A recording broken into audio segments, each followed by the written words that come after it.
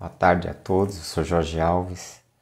Nós estamos começando mais essa série de estudos e reflexões na carta de Paulo aos Romanos. Hoje nós vamos estar dando continuidade. Você que tem uma Bíblia em suas mãos, seja no seu smartphone, seja no seu tablet, seja uma Bíblia física, gostaria de te convidar a estar lendo comigo Romanos capítulo 2, a partir do verso 17.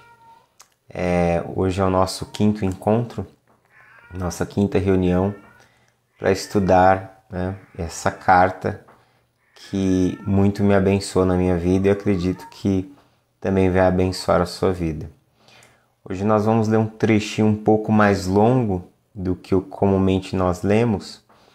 Então hoje eu vou ler o trecho que vai do 2,17 até o 3, capítulo 8. Por quê?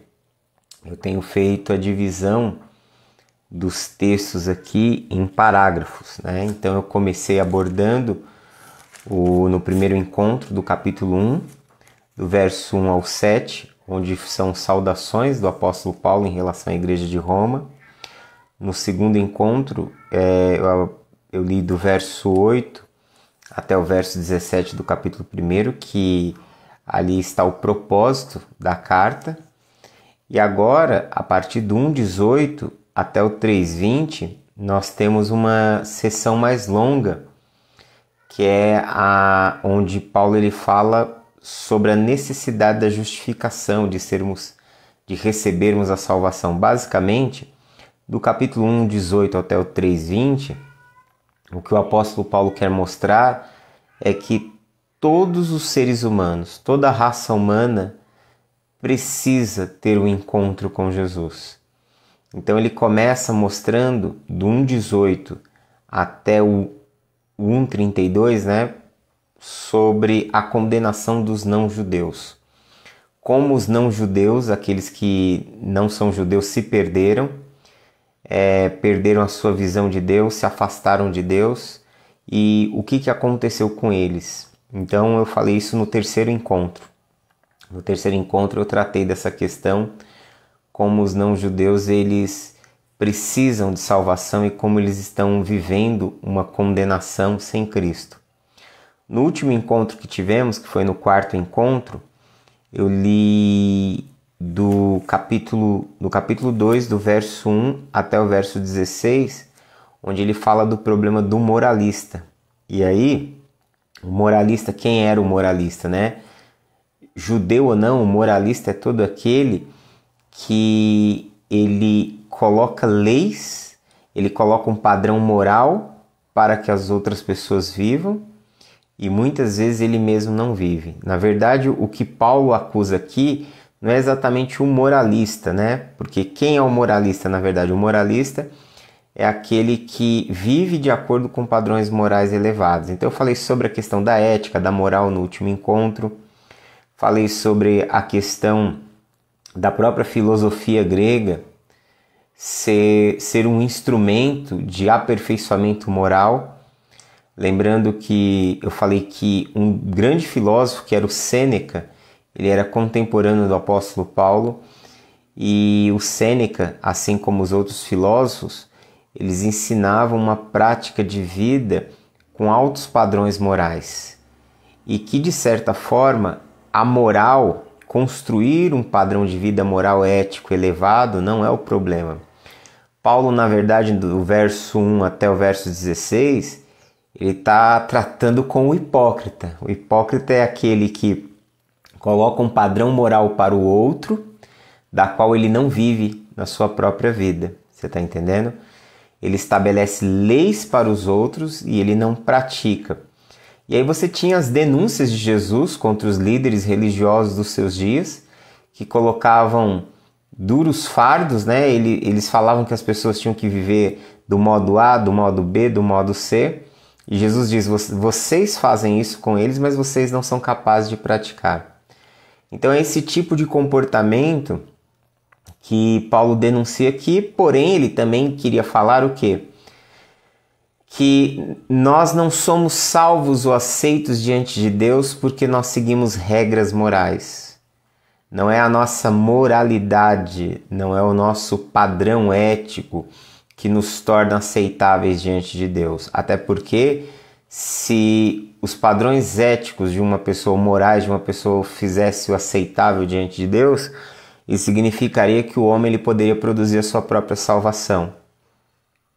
E na verdade isso é impossível. O que Paulo quer mostrar é que isto é impossível. É impossível para uma pessoa produzir a sua própria salvação. É impossível para uma pessoa, pelas suas próprias ações, se tornar aceitável diante de Deus. E aí ele combate uma questão muito mais sensível por trás disso, que é o orgulho, né? Quando você vive uma vida de uma alta moralidade, com altos padrões morais, o que você faz com as outras pessoas? Você se torna juiz delas, você acredita que você é melhor do que elas, que porque você vive padrões mais elevados e aquelas pessoas não vivem no seu nível, você é melhor. Então isso é uma atitude de orgulho. E querendo ou não, o orgulhoso, ele não só se vê acima das outras pessoas, não somente se vê melhor do que as outras pessoas, mas o orgulhoso, ele também se vê como se ele pudesse construir a sua própria salvação independente de Deus. Você está entendendo? Com isso, nós vamos perceber o quê?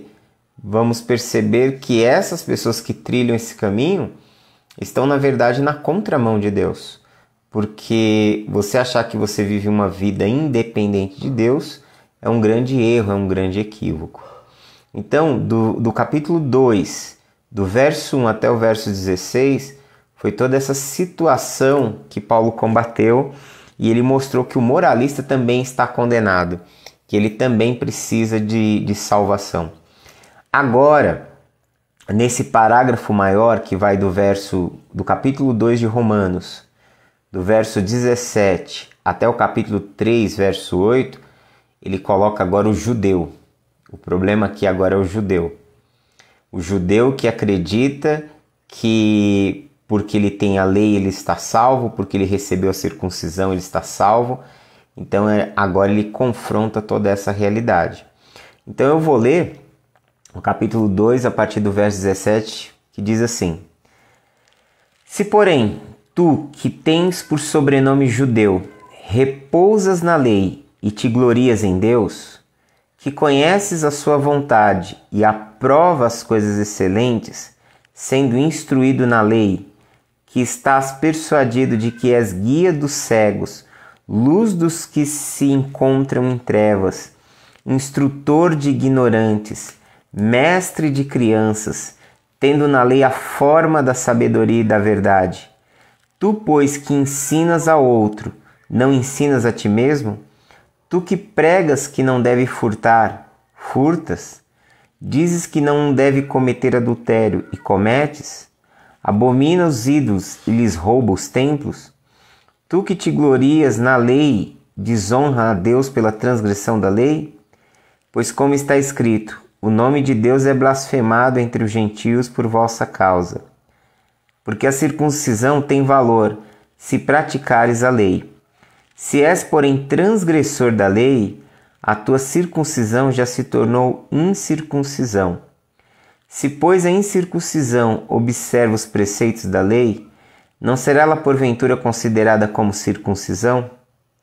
E se aquele que é incircunciso por natureza cumpre a lei, certamente ele te julgará a ti, que não obstante a letra e a circuncisão és transgressor da lei. Porque não é judeu quem o é apenas exteriormente, nem é circuncisão quem é somente na carne. Porém, judeu é aquele que o é interiormente. Circuncisão é a que é do coração, no espírito, não segundo a letra, e cujo louvor não procede dos homens, mas de Deus. E aí no capítulo 3 ele continua: Qual é, pois, a vantagem do judeu? Ou qual a utilidade da circuncisão? Muita, sob todos os aspectos, principalmente porque aos judeus foram confiados os oráculos de Deus. E daí? Se alguns não creram, a incredulidade deles virá a desfazer a fidelidade de Deus? De maneira nenhuma. Seja Deus verdadeiro e mentiroso todo homem, segundo está escrito, para seres justificado nas tuas palavras e venhas a vencer quando fores julgado. Mas se a nossa injustiça traz à lume a justiça de Deus, que diremos? Porventura será Deus injusto por aplicar a sua ira? Falo como homem. Certo que não. Do contrário, como julgará Deus o mundo? E se por causa da minha mentira fica em relevo a verdade de Deus para a sua glória, por que sou eu ainda condenado como pecador? E por que não dizemos, como alguns caluniosamente afirmam que o fazemos, pratiquemos males para que venham bens? A condenação desses é justa. Aqui a gente tem um texto, só pela leitura você percebe de uma linguagem bem complexa, né? de um olhar bem complexo. Mas vamos procurar aqui compreender cada seção dessa fala. Então, como eu disse, Paulo agora ele se volta para os judeus, para falar da necessidade que os judeus eles têm da graça de Deus. Só que ele ainda não entra nesse assunto, ele vai entrar sobre essa necessidade mais à frente. Mas aqui ele quer falar, ele quer mostrar que o judeu também está condenado se ele não estiver em Cristo. Que o judeu também está no mesmo patamar que o não-judeu. Basicamente, Paulo está tentando dizer isso, que não-judeus e judeus estão na mesma condição sem Cristo. E que condição é essa? A condição de condenação. Sem a justificação, sem o perdão, sem a graça de Deus através da morte e da ressurreição de Jesus, tanto não-judeu como judeu ele está perdido, ele está condenado. Para que por meio dessa ideia ele queira dizer o seguinte, que tanto não-judeu como judeu precisam de Cristo, e em Cristo, e somente pela obra de Cristo, o não-judeu ele é aceito e o judeu também, somente pela obra de Cristo, somente por aquilo que Cristo realizou na cruz, ou seja, a sua morte e a sua ressurreição, nos dão acesso a Deus, nos tornam íntegros, nos tornam aceitáveis diante de Deus. Então a gente é aceito diante de Deus por meio da fé em Cristo, fé na sua morte, na sua ressurreição e na obra que Deus realizou através de Cristo, que foi nos perdoar os nossos pecados e nos trazer a presença dele, nos conectar a ele novamente por meio do seu Filho. Isso é para judeu e para não judeu, para ambos. Mas Paulo ele quer confrontar a mentalidade judaica. Por quê? Lembra no início, nos primeiros dias, que eu estava fazendo a introdução da carta, eu disse que essa comunidade, a igreja em Roma, ela é uma igreja dividida. Ela é uma igreja que tem tanto judeus que creram em Jesus, como tem não-judeus que creram em Jesus. E o que vai acontecer? Estava havendo agora um problema de relacionamentos entre judeus e não-judeus cristãos. Por quê? Porque o judeu cristão ele acredita que ele aceitou a Cristo, mas ele tinha que guardar a lei. O judeu cristão ele cria em Jesus como Messias, mas ele circuncidava os seus filhos, eles guardavam as leis cerimoniais, os alimentos, chamado kasher, né, os alimentos que deve se comer, e eles não comiam o que não se devia comer. Eles guardavam o sábado e eles acreditavam que todos aqueles que reconhecessem Jesus como Messias e Senhor deveriam praticar as leis judaicas. Do outro lado você tinha o quê? Você tinha os crentes que não eram judeus, eram de outras nacionalidades, gregos, romanos, de outras partes, que haviam crido em Jesus e que sabiam que não necessitavam guardar aquelas leis, porque aquelas leis foram leis dadas para o povo de Israel. Eu até quero abrir um parênteses aqui, né?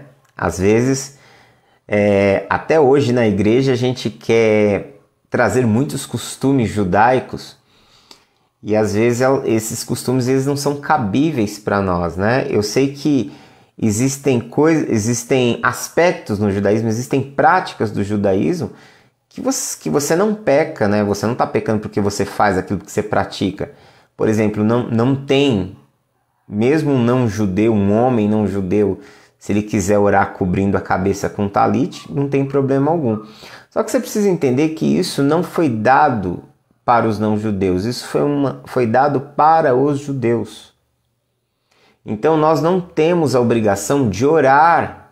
Eu não tenho a obrigação, como homem, de orar com um talit, cobrindo a minha cabeça com um véu. Eu não tenho essa obrigação. Agora, se eu fosse judeu, era uma lei, era um mandamento. Eu só poderia orar cobrindo a cabeça com um véu. Agora, quando a gente começa a trazer essas práticas para dentro da igreja e meio que quer empurrar isso para as outras pessoas, isso é um problema grave. Porque você está você está com o mesmo problema dos judeus aqui da igreja de Roma. Você está querendo fazer com que os outros se tornem judeus cristãos. E não é isso. E aí o que acontecia? De um lado havia essa tensão. Os judeus achavam que eles estavam certos no posicionamento deles. E os não-judeus achavam que estavam certos também no posicionamento deles. E estava havendo o quê? Conflitos, guerras, problemas. Então Paulo, ele para tratar tudo isso, ele fala que tanto judeu como não-judeu sem Cristo está condenado, que nós somos trazidos à presença de Deus através de Jesus, tanto judeu como não-judeu, e que a igreja é a comunidade que coloca ambos lado a lado. Judeu e não-judeu vivem juntos como povo de Deus através de Cristo Jesus. Mas para sanar todo esse problema, para entrar nesse assunto, Paulo ele começa desenvolvendo toda uma ideia de que os não-judeus estão condenados sem Cristo e que os judeus, se eles se apoiarem na lei, só porque eles têm a lei e porque eles têm a circuncisão, eles também estão condenados. Então ele começa dizendo assim, no verso 17, se porém você que tem por sobrenome judeu, né? Ou seja, que se denomina um judeu, você que se vê como um judeu, você que é um judeu, que repousas na lei e te glorias em Deus, né? Aí o verso 18 ele vai dizer, que conheces a sua vontade e aprova as coisas excelentes da lei, né? Sendo instruído pela lei, que você está persuadido de que a lei é guia dos cegos, luz para os que se encontram em trevas, instrutor dos ignorantes, mestre das crianças, tendo na lei a forma e sabedoria da verdade.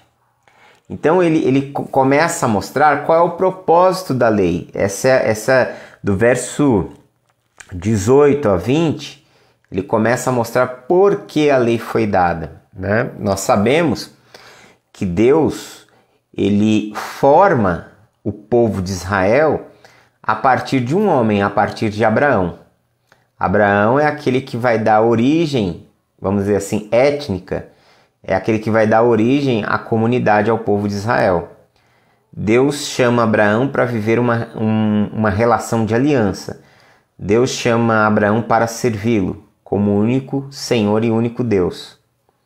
Ali começa a ganhar forma aquilo que nós chamamos de monoteísmo, que é a fé em um único Deus.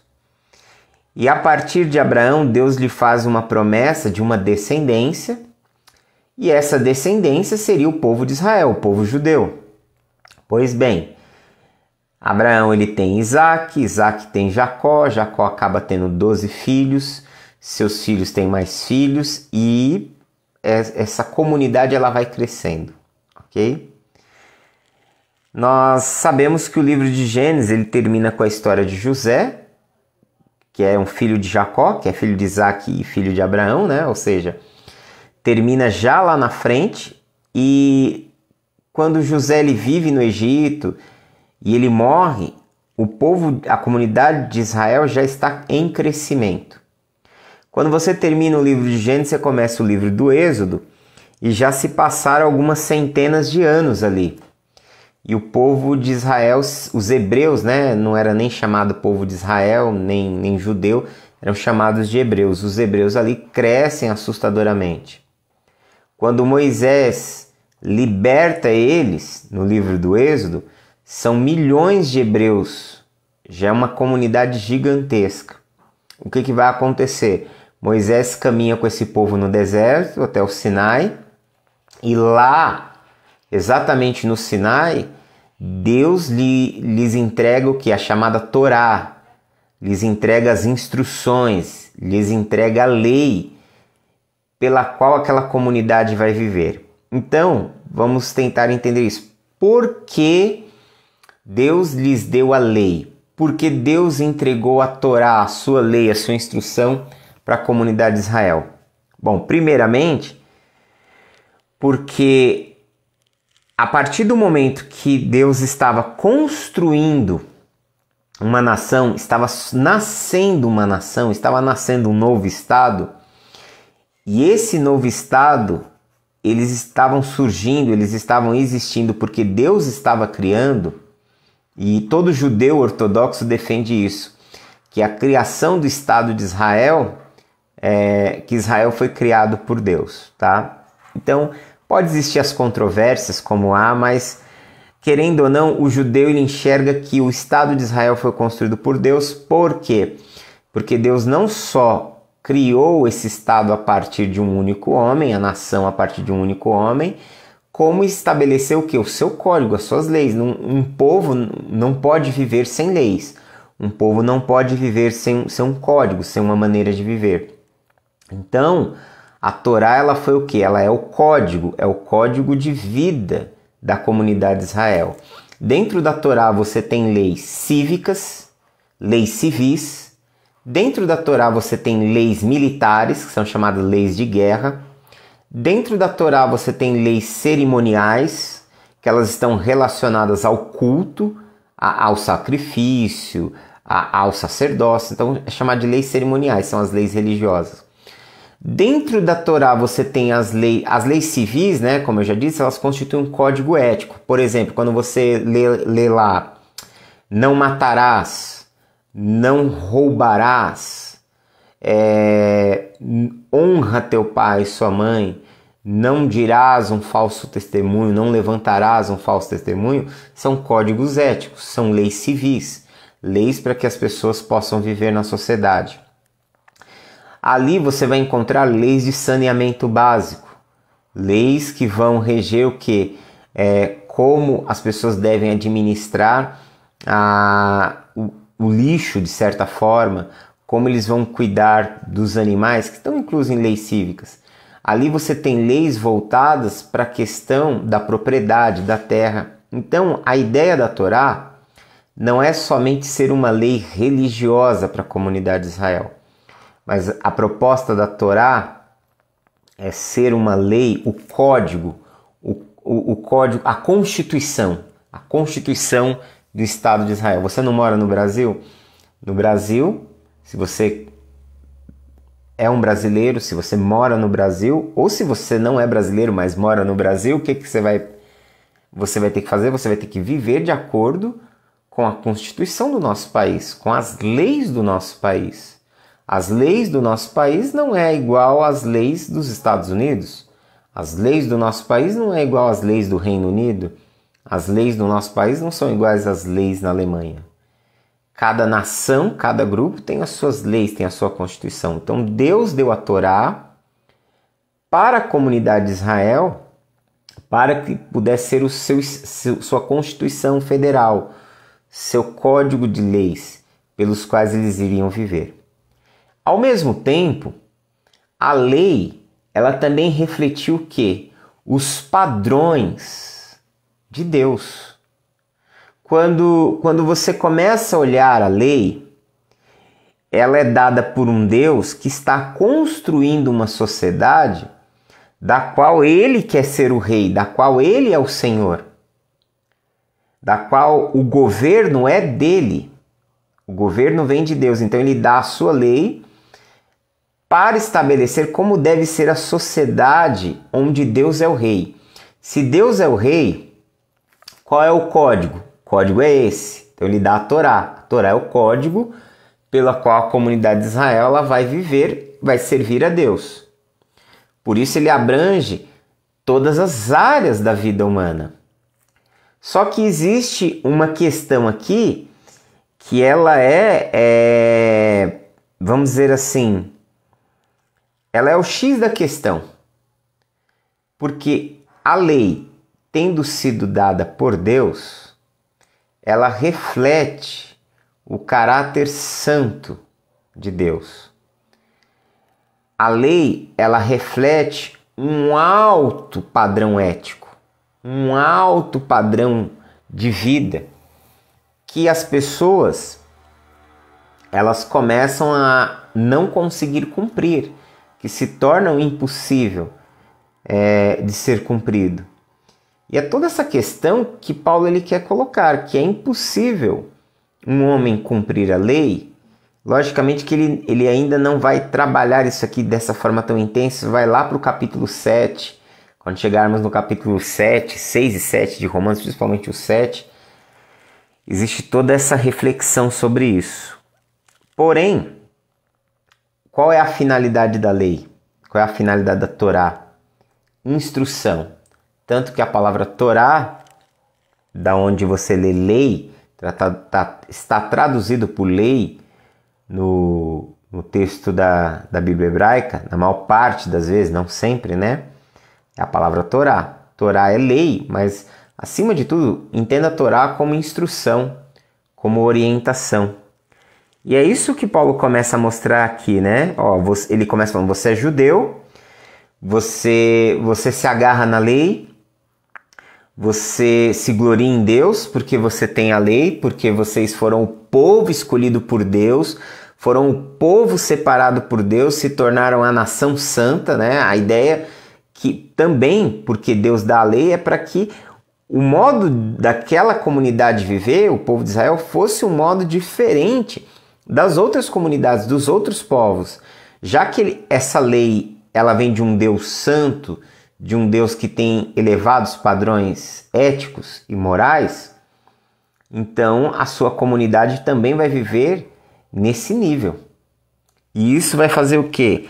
Com que haja uma diferença radical entre o modo de vida das sociedades pagãs para a sociedade que serve ao Senhor. Você pega, por exemplo, os povos cananeus ali, eles sacrificavam crianças, eles matavam às vezes seus próprios filhos para oferecer em sacrifício aos deuses, às divindades. E aí você vai ler na Torá que toda forma de assassinato é abominável, é abominável aos olhos de Deus. E que tirar uma vida intencional é um crime tão grave, cometer um assassinato premeditado é um crime tão grave que quem cometesse crimes como esse seriam punidos com a pena capital, seriam punidos com pena de morte. Então você vê que a regulamentação da comunidade de Israel é diferente dos povos daquele mundo antigo, já para mostrar que os padrões eram mais elevados. Para você ter ideia, na sociedade de Israel,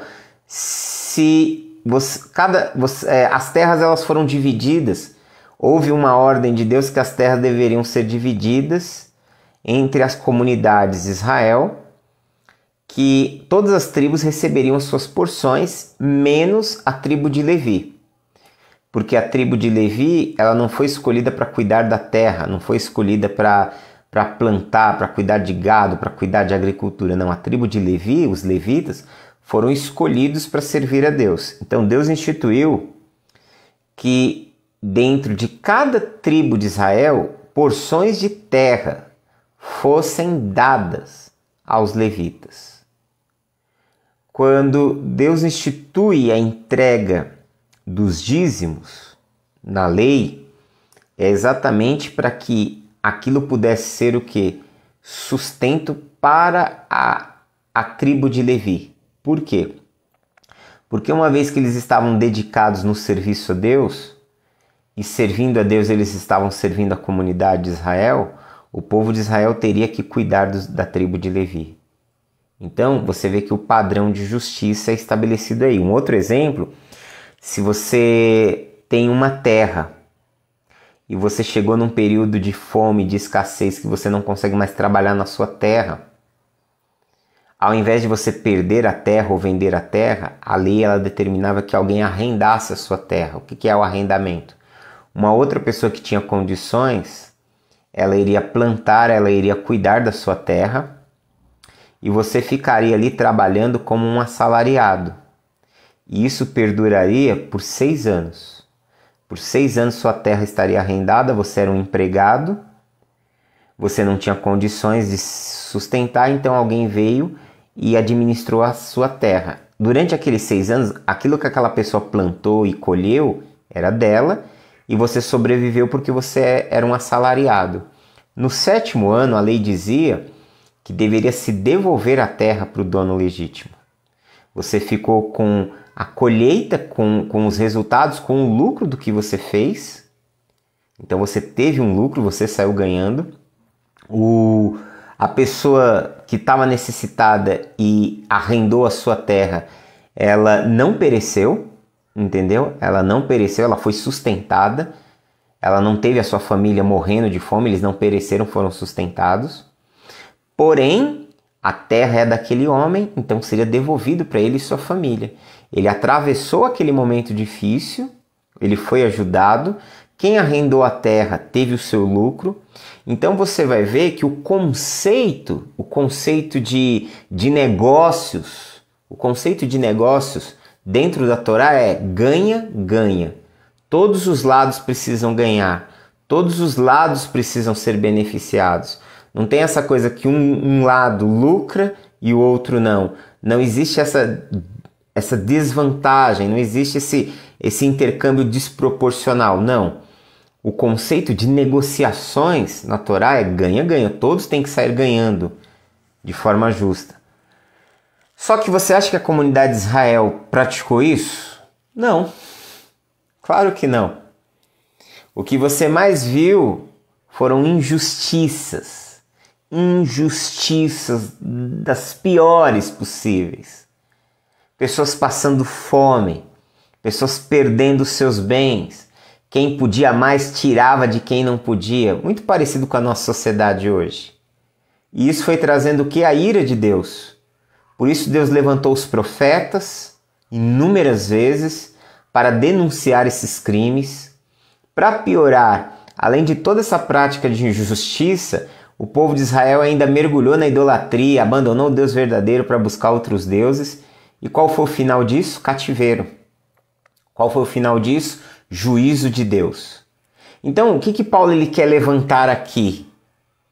Que a lei, ela tem padrões que os homens não conseguem viver. E eles se apoiam porque Deus escolheu eles, separou eles e lhes deu a lei, mas eles não vivem a lei. Como é que você quer se apoiar em algo que você não vive e pratica o contrário dela? É isso que ele começa a acusar aqui. Por isso ele primeiro, nos versos 18 a 20, ele mostra qual é a função, qual é o propósito da lei. Qual é o propósito da lei? Ele fala que é dar instrução, que a luz é um guia que a Torá é um guia para os cegos, é luz para os que se encontram nas trevas, é instrutor dos ignorantes, é mestre das crianças.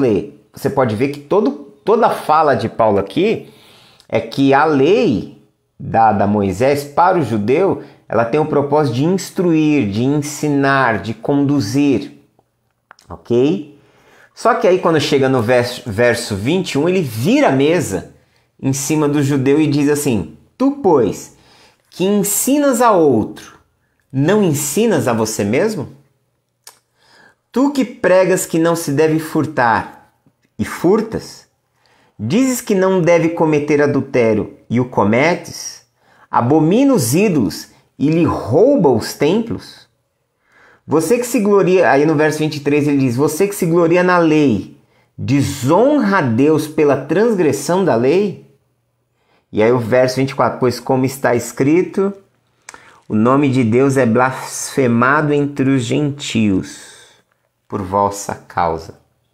Então o que ele fala? Olha, a lei foi dada, mas a história provou que vocês não conseguiam viver à altura da lei.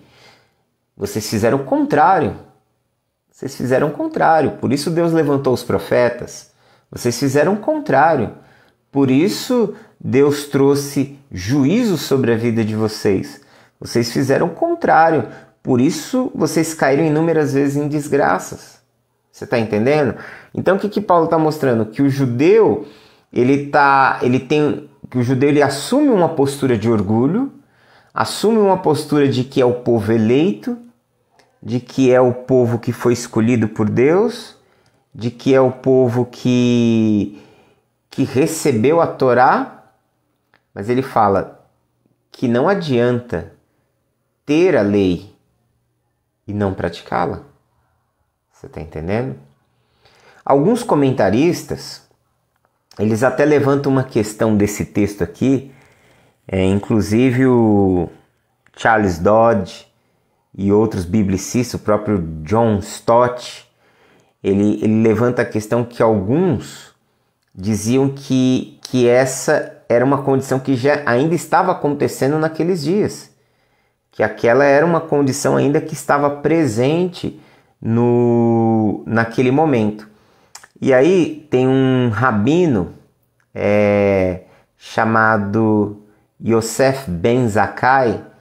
Ele tem um escrito rabínico, né? Joséfo cita isso, Flávio Joséfo cita, e outros estudiosos, que o Zakkai ele dizia sobre as impunidades, sobre as coisas horríveis que se cometiam, entendeu?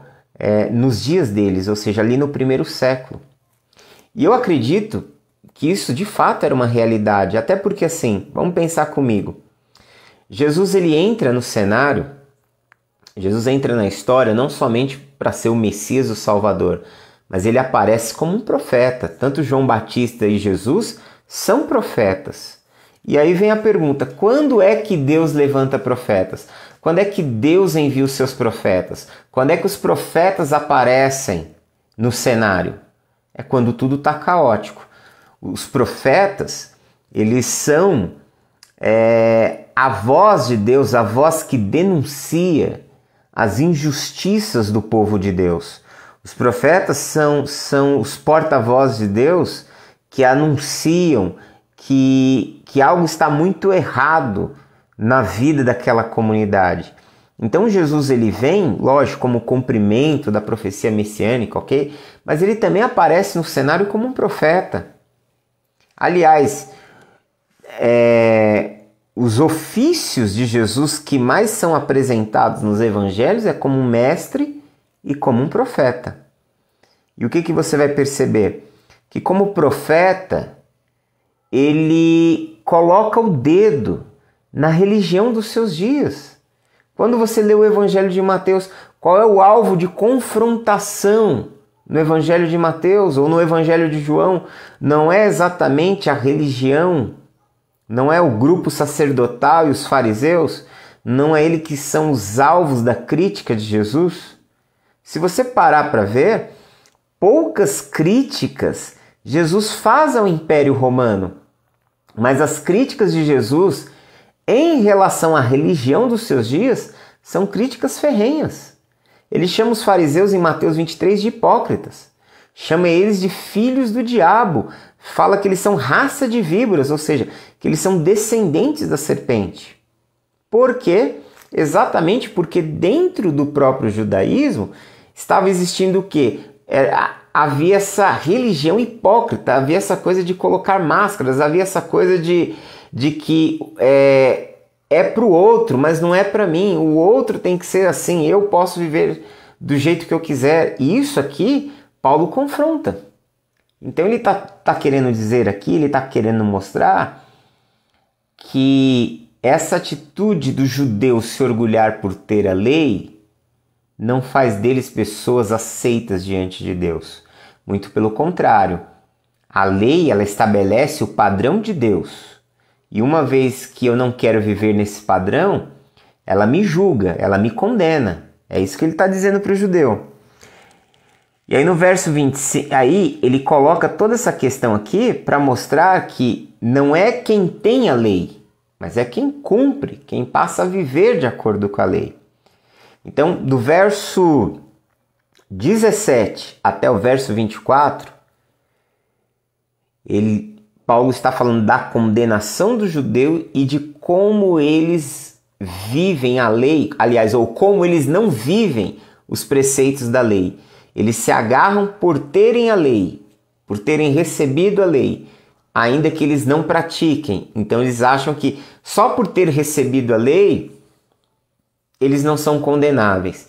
Isso nos faz lembrar uma fala de Jesus, quando Jesus fala que eles precisavam, que os fariseus precisavam se arrepender, e eles diziam, nós temos por pai Abraão, nós já somos filhos, nós já somos o povo de Deus. E aí o que Jesus responde para eles? Jesus diz assim, até dessas pedras Deus pode levantar filhos para Abraão. Ou seja, o que Jesus estava dizendo é, a sua posição, o fato de você achar que porque você foi escolhido, porque você é judeu, porque você tem a lei, te garante salvação? Não. Te garante filiação? Não. Então, nos escritos de Paulo, tanto na carta aos Romanos como em Gálatas, você vai perceber muito essa nuance. Paulo ele quer sempre mostrar que quem vive a lei de Deus, quem é judeu de verdade, não é quem é judeu por conhecer a lei ou por ter a lei, mas por praticá-la. Que a lei ela acontece no coração, é uma prática do coração. A partir do verso 25 agora, ele vai confrontar uma outra questão, que é a questão da circuncisão. Olha o verso 25, onde ele diz assim, porque a circuncisão tem valor se praticares a lei. Se és, porém, um transgressor da lei, ou seja, se você é alguém que quebra a lei, a sua circuncisão já se tornou incircuncisão. O que é a circuncisão, gente? A circuncisão era um símbolo da aliança. Em Gênesis capítulo 15 a 17, 15, 16, 17, agora não me recordo, mas acredito que seja o 15, Deus faz uma promessa a Abraão, ele estabelece uma promessa com Abraão da sua descendência, de que cumpriria a sua palavra, e ele estabelece uma aliança com Abraão. E o sinal dessa aliança, desse pacto, é que Abraão ele seria circuncidado. O que era a circuncisão? A circuncisão era um corte, né, na membrana da genital masculina, né, no prepúcio, na pele, na membrana que envolve a genital masculina. Esse corte, ele simbolizava o quê? A aliança. Por quê? Quando se havia esse corte, havia-se o quê? Um derramamento de sangue, ok? Até pensando que era uma experiência extremamente dolorosa para o homem. E aí Deus institui que todo homem, todo menino que nascesse na comunidade de Israel, sendo judeu, no 8º dia de nascimento seria circuncidado. Essa era uma lei perene. Enquanto existir mundo, todo homem judeu deve ser circuncidado, ok? Esse era o sinal da aliança. Então, o judeu ele acreditava porque ele foi circuncidado ao 8º dia e porque ele tinha a lei, ele já pertencia ao povo de Deus, ele já estava salvo, ele já era alguém justo. Então a circuncisão, que era o símbolo da aliança, a circuncisão, aliás, a circuncisão e a lei, que era um símbolo da aliança, né?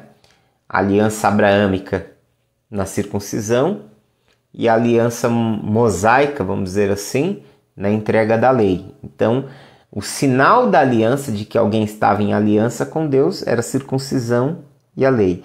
E aí Paulo lhe diz, se você é transgressor da lei, se você não vive a lei, a sua circuncisão ela não é válida. Olha que situação, olha que provocação ele está trazendo para os judeus, para os crentes judeus ali. Olha como ele confronta isso. Aí o verso 26 ele vai dizer: se pois em circuncisão observa os preceitos da lei, não será ela porventura considerada como circuncisão? Verso 27. E se aquele que é incircunciso por natureza cumpre a lei, certamente ele te julgará a ti, que não obstante a letra e a circuncisão és transgressor da lei. E aí ele conclui no verso 28 dizendo: porque não é judeu quem o é apenas exteriormente, nem é circuncisão que é somente na carne. Porém, judeu é aquele que o é interiormente, no coração. E circuncisão é a que é do coração, no espírito, não segundo a letra, cujo louvor não procede dos homens, mas de Deus. O que Paulo está tratando aqui do verso 27 ao verso 29? Ele está dizendo, primeiro ele diz, se você é judeu, você é circuncidado, você tem a lei, mas você não pratica a lei, sua circuncisão não tem valor. Agora Paulo ele pega um outro exemplo para confrontar. Ele fala, se alguém não é circuncisão, não é circuncidado, ele é um incircunciso, o que ele quer dizer isso?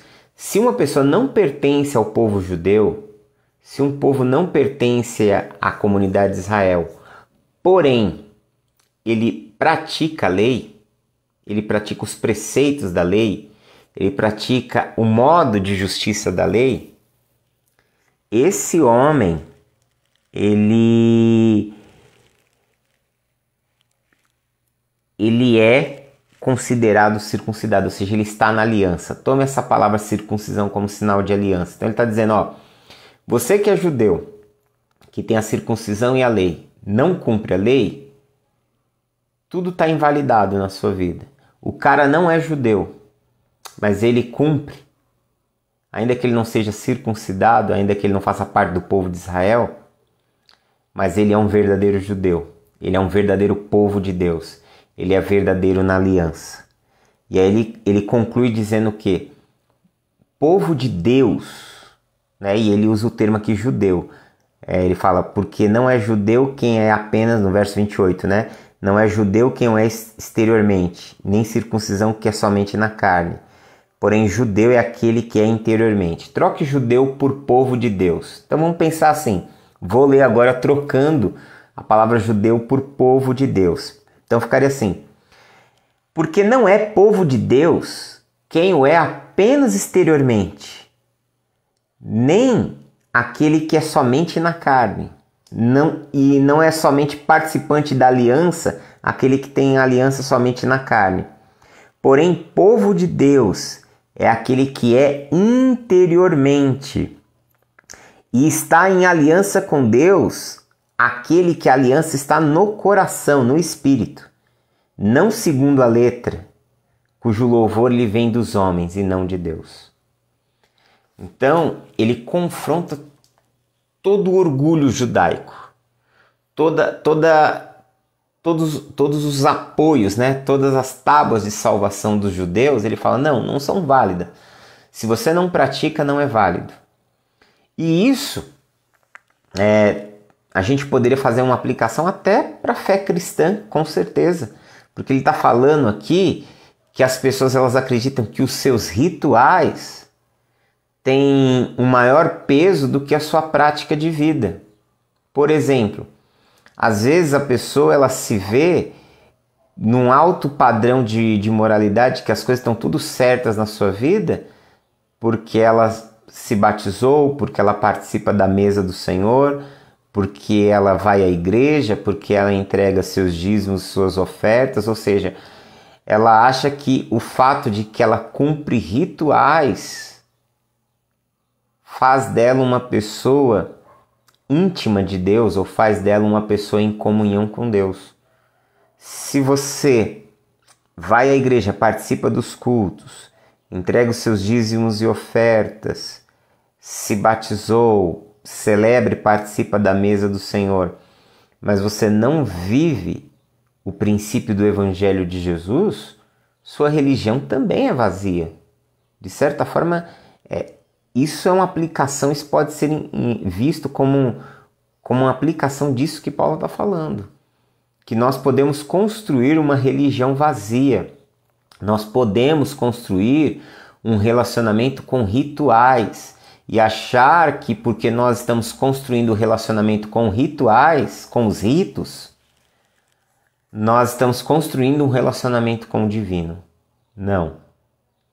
Nós, na verdade, o correto seria assim: nós celebramos os ritos porque nós nos relacionamos com Deus.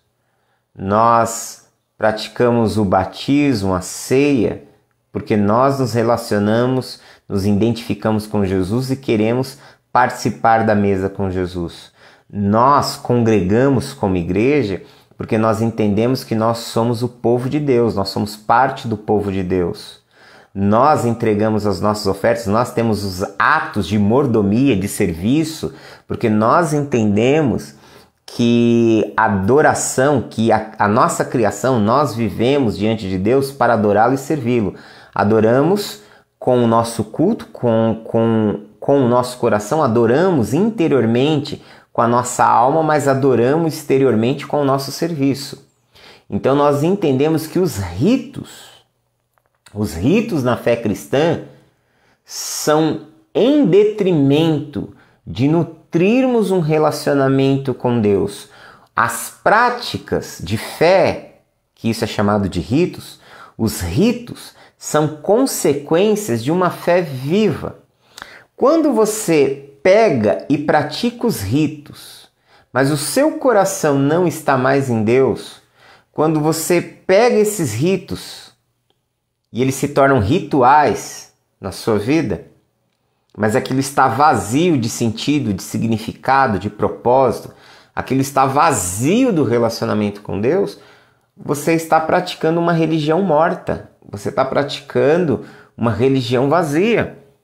Você está cada vez mais se utilizando daquilo de uma forma mecânica, e ao invés daquilo te aproximar de Deus, ela não serve para nada. Ela vai se tornando vazio, sem sentido.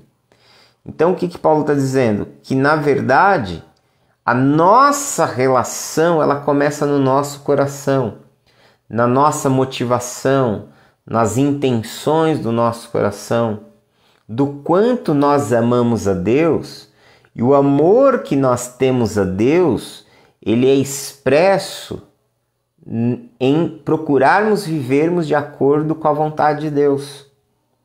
Se amamos a Deus, se amamos o Pai, nosso modelo de vida é o Filho. Se amamos o Pai e queremos caminhar em aliança, em intimidade com o Pai, nós precisamos viver como Filho. O Filho se tornou para nós o nosso referencial. O Filho se tornou para nós a nossa maquete, o nosso modelo que nós precisamos imitar. Ou seja, se nós tirarmos o Filho, se nós tirarmos a imitação de Cristo, se nós não quisermos seguir a Jesus, seguir o exemplo de Jesus e viver de acordo com as diretrizes de Jesus, mais cedo ou mais tarde a nossa religião ela se torna vazia. E é isso que Paulo ele confronta, ele trata duramente aqui. E aí, quando você entra no capítulo 3, do verso 1 a 8, o que Paulo ele faz? Ele começa agora a construir um estilo literário de perguntas e respostas. Isso aqui é chamado de diatribe. Parece uma palavra estranha, mas o que é o diatribe? O diatribe é um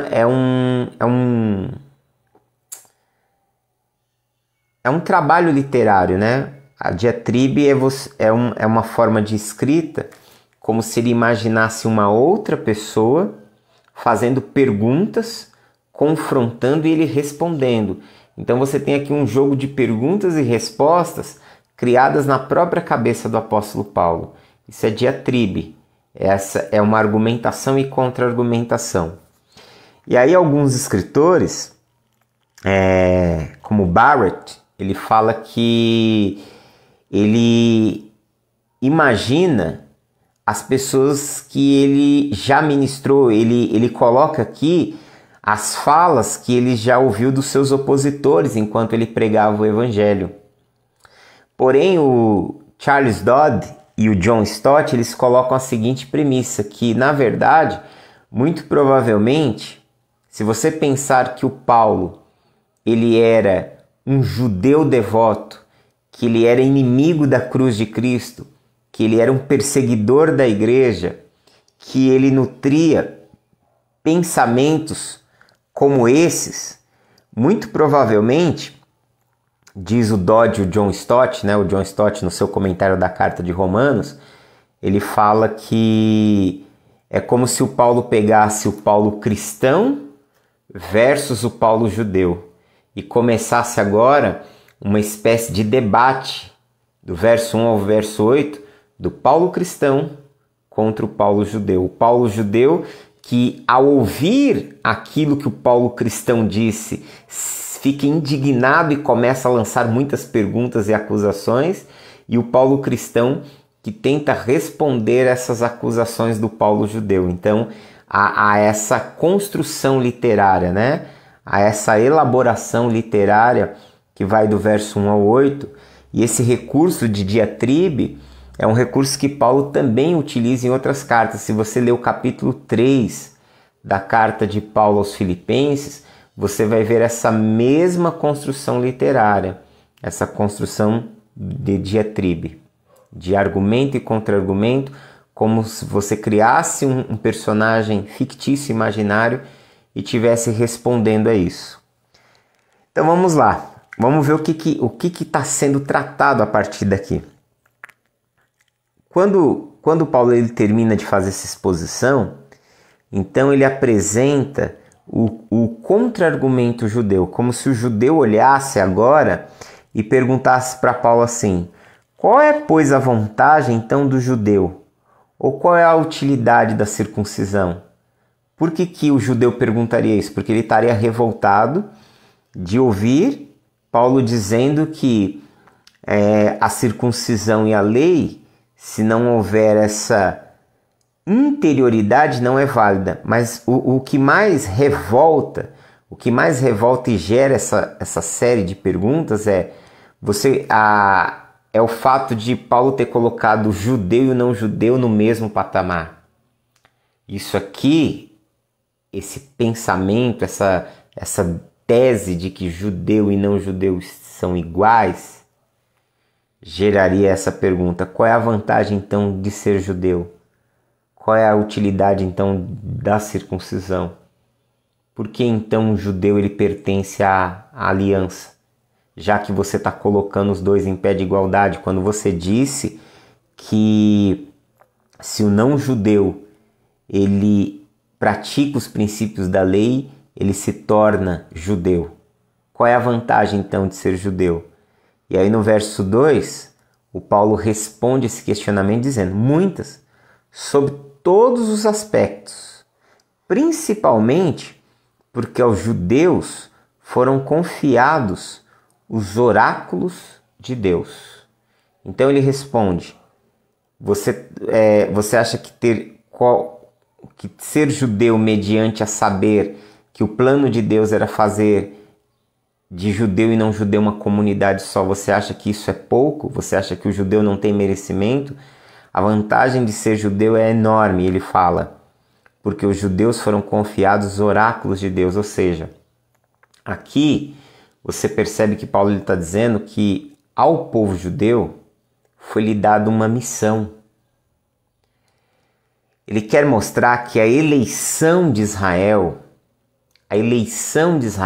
ela não é uma eleição para garantir privilégios que levem a comportamentos orgulhosos. Mas ele quer dizer que a eleição, que a escolha de Israel foi uma escolha feita por Deus, onde eles receberam uma missão.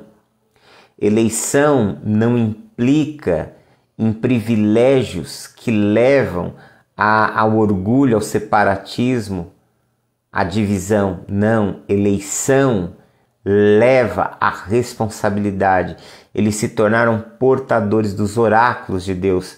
Foi a comunidade de Israel que Deus confiou a sua palavra. Foi a comunidade de Israel que Deus confiou a sua Torá, a sua lei, a sua instrução. Foi para a comunidade de Israel que Deus deu o Messias. Então, Paulo diz, a vantagem do judeu é muita. Só que é isso, no verso 3, ele coloca agora o judeu respondendo. E o judeu diria assim, e daí? Se alguns não creram, a incredulidade deles virá desfazer a fidelidade de Deus? Ou seja, ele coloca a seguinte questão, já que muitos dos judeus não creram, né? E ele coloca aqui como alguns, né? Alguns não creram, e esses alguns eu posso dizer que são muitos, como eu disse no início, que Israel passou por inúmeras situações de juízos divinos exatamente por isso. Aí ele fala, isso não vai desfazer a fidelidade de Deus? Deus não vai mudar por conta disso? E aí Paulo responde, de maneira nenhuma. Seja Deus verdadeiro e mentiroso todo homem, segundo está escrito, para seres justificados nas tuas palavras e venha vencer quando fores julgado. O que ele quer dizer é que, mesmo que o povo de Deus seja infiel, Deus permanece fiel. As pessoas, elas são mutáveis, pessoas mudam de opinião, mudam as suas atitudes, porém o Senhor permanece o mesmo. Que os vereditos, e aí Paulo ele coloca uma citação do Salmo 16 aqui, isso aqui é a citação do Salmo 116, verso 11, quando ele diz assim, para seres justificado nas tuas palavras e venha vencer quando fores julgados, né? E ele está usando aqui a versão grega, a Septuaginta. Ele está dizendo o quê? Que todo conselho, toda ação de Deus, ela é pura, ela é verdadeira. Independente que os homens se tornem mentirosos, independente que aqueles que foram alvo da sua aliança, das suas promessas, venham a falhar, contudo ele não irá mudar e ele não irá falhar e ele irá cumprir o seu propósito a qual ele estabeleceu. E aí no verso 5, depois o judeu levanta uma outra pergunta, né? Mas se a nossa injustiça traz à luz a justiça de Deus, que nós vamos dizer? Porventura será Deus injusto por aplicar a sua ira? E ele abre até um parênteses nessa fala, ele fala assim, falo como homem, pelo temor que ele tem a Deus, né? Porque aqui ele está colocando, mesmo ele criando esse personagem, mesmo criando, e os seus leitores sabem que isso aqui é um jogo, né? Um jogo literário, um jogo de palavras, ele coloca falo como homem pelo temor, tipo para dizer o seguinte, olha, o povo judeu cometeu injustiças, essas injustiças trouxeram a justiça de Deus, e essa justiça nos parece que talvez Deus não esteja sendo totalmente justo. Talvez possa estar havendo alguma espécie de injustiça.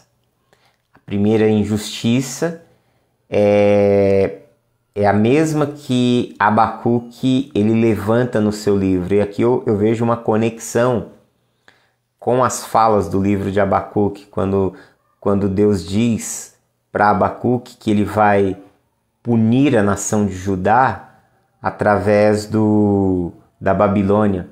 E Abacuque ele fica profundamente indignado, porque ele diz assim, o Senhor vai utilizar de um povo que é muito pior do que a gente, que são idólatras, que são praticantes de alta magia, que vivem uma situação moral e ética muito abaixo da nossa. O Senhor vai usar esse povo como instrumento contra a gente? Pessoas que têm padrões morais e éticos menores? Então você vê isso aqui, quando você olha isso, então parece que o Senhor está sendo injusto, está pegando o pior para punir o melhor.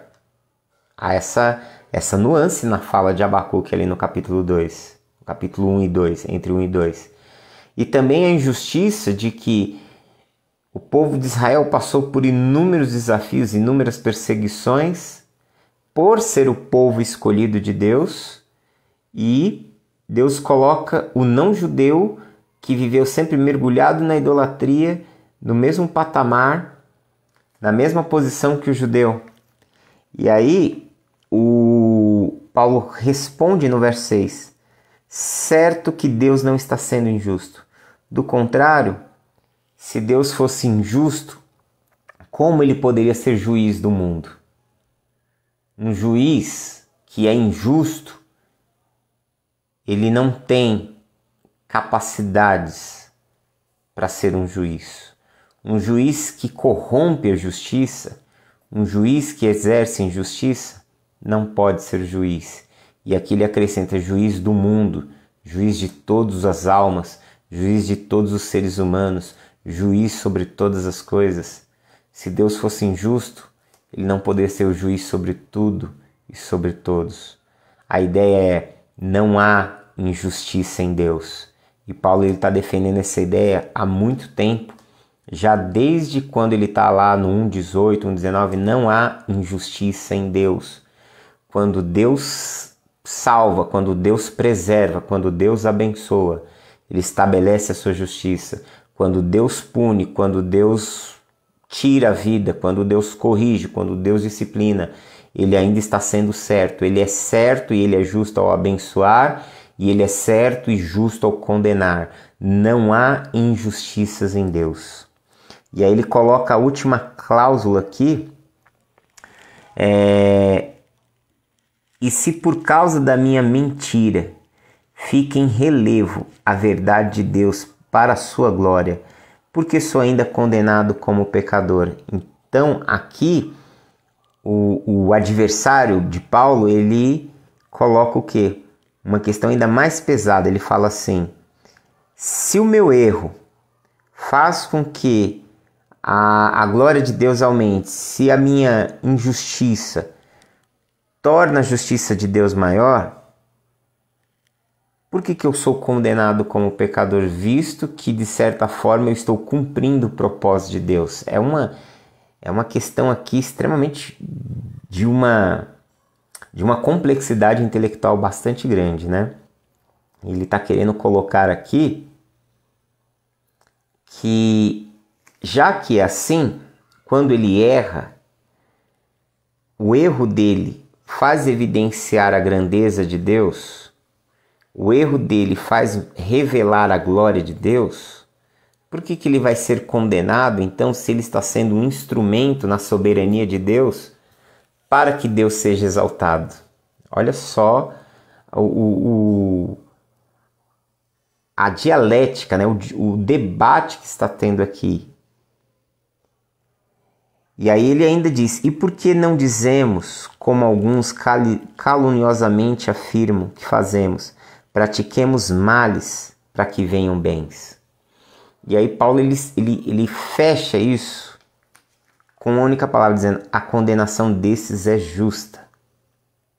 Ele está dizendo, as pessoas, elas acreditam que a licenciosidade delas, o estilo de vida delas, já que, e aí ele vai tratar isso lá na frente, já que o pecado fez superabundar a graça, nós vamos permanecer no pecado? Qual é a resposta dele lá na frente? De forma alguma. Como nós vamos viver para o pecado, nós que morremos para ele? Então Paulo está querendo dizer, olha, quando alguém é condenado, não é condenado injustamente por Deus. Que o juízo de Deus, ele é um juízo santo, puro e perfeito.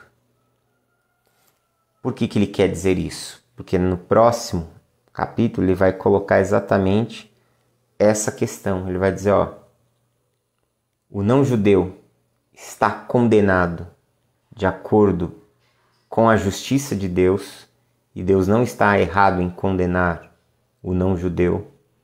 O moralista, que se agarra na sua moralidade, nos seus padrões éticos, e acha que porque ele é um bom homem, uma boa pessoa, ele está salvo, ele está condenado segundo a justiça de Deus, e Deus não está errado em condená-lo. E agora ele coloca que o judeu que se agarra na lei e tem na lei uma espécie de respaldo para dizer que ele é justo e de que ele está preservado, ele também está condenado. Ele quer colocar e mostrar que todos esses grupos estão condenados e que eles precisam urgentemente da graça de Deus através de Jesus. Que somente em Cristo, somente a partir de Jesus, todos poderão ser restaurados, todos poderão ser aceitos e dignificados. Então aqui a gente encerra esse bloco que fala exatamente sobre essa questão do judeu, ok? Então, no próximo encontro nós finalizaremos isso, onde Paulo apresenta a condenação de todos, né? Que vai do verso 9 até o verso 20. Então, estou encerrando por aqui. Deus abençoe sua vida, sua tarde, e que você possa crescer cada vez mais no conhecimento de Deus, no conhecimento da sua palavra, e cada vez mais você possa andar em intimidade, num relacionamento vivo e poderoso com Jesus. Vamos orar? Pai, nós te louvamos por tua bondade e graça, nós te bendizemos por esse tempo. Peço que abençoe o teu filho, tua filha, que o Senhor os ilumine, os instrua e os guie em tua graça e verdade. Oramos a ti em nome de Jesus. Amém. Deus abençoe em Cristo e um forte abraço.